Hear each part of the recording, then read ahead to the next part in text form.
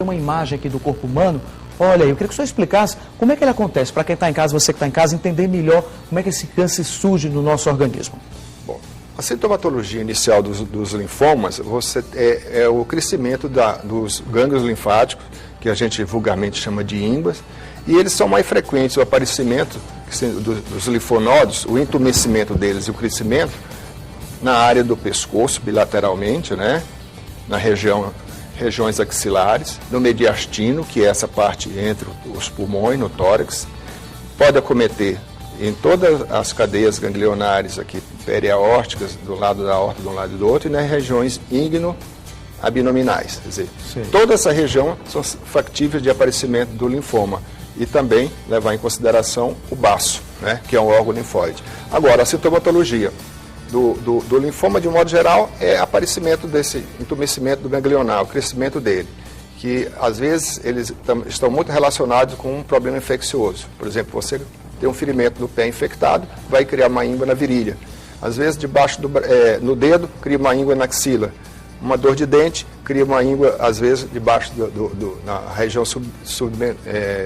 submandibular. Sim. Mas essas causas infecciosas, esses gânglios regridem. Quando você tem um gânglio relacionado a uma patologia como o linfoma, ele nunca regride. A medida, se você não procurar o recurso, ele aumentar, crescer. Então, ficar alerta à população que quando aparecimento desses gânglios, dessas ímbuas, nessas regiões, você deve procurar um médico, associado também a outros sintomas. Porque os linfomas, de um modo geral, eles podem dar sintomatologia de febre, emagrecimento e sudorese noturna. Então, de um modo geral, pacientes que dormem em ambientes regularmente bem com ar-condicionado ou com o clima fresco e acordam com ondas de calor à noite, isso é um sinal mandatório que você pode investigar uma doença como o linfoma. Outras vezes, eles podem aparecer internamente só, acometimento só do mediastino. Nesse caso, a doença vai crescer e ela só vai dar sintoma quando a pessoa começa a ter falta de ar ou tiver um derrame pleural, que aparece água no pulmão, etc, etc. E o diagnóstico, como é que ele é feito, doutor Paulo? O diagnóstico dos linfomas sempre tem que ser feito clinicamente, né, com os sintomas do crescimento dos gânglios, às vezes do crescimento da barriga, por uma hipertrofia do baço, que ele às vezes cresce, se distende, muitas vezes também acomete o fígado, e pela sintomatologia de febre, de perda de peso e do emagrecimento. Então, para você chegar ao diagnóstico, você tem que tirar um linfonodo desses. E o tratamento, tem que ter a biópsia. Doutor Paulo, o tratamento, como é que ele funciona? O tratamento a gente tem que programar de acordo com o tipo de linfoma. Se ele é um linfoma Hodgkin, se ele é um linfoma não Hodgkin. E aí entra os linfomas Hodgkin, nas fases iniciais, eles podem ser tratados exclusivamente com a radioterapia. E já nos estadios intermediários avançados, ele pode ser tratado com radioquímico e químio, e nos estadios 4, às vezes, só a quimioterapia. Doutor Paulo, e quem é mais propício a ter essa doença? Existe uma idade, por exemplo? Tem particularidades. Por exemplo, os linfomas Hodgkin, eles têm 2 picos de acometimento. Entre os 10 e 20 anos, aí depois baixa, e outro pico entre os 40 e 50 anos.